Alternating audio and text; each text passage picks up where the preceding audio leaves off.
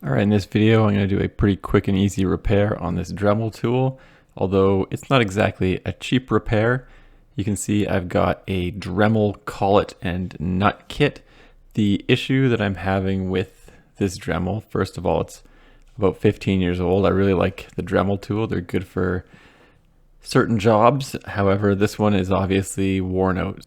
So regardless of what type of bit I'm using in the Dremel, it does not have the strength to hold it anymore.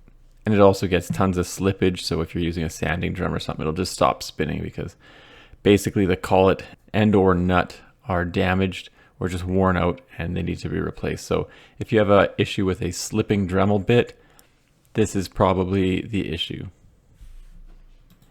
In my case, it didn't matter how hard you tighten the nut down, it would slip regardless, even if you use something like a pair of pliers to try to really crank it down. So it's definitely time to go.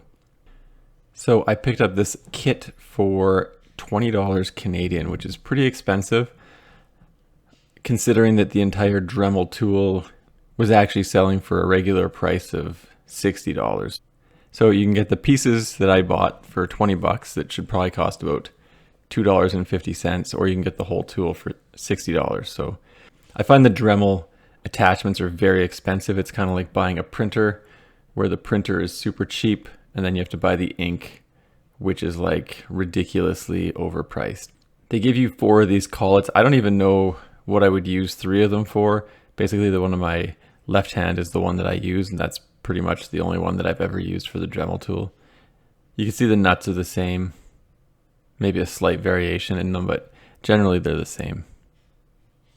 And I'm not going to reuse the nut from my old one. I'll just put the new one on because obviously I don't really have a reason to not put the new one on.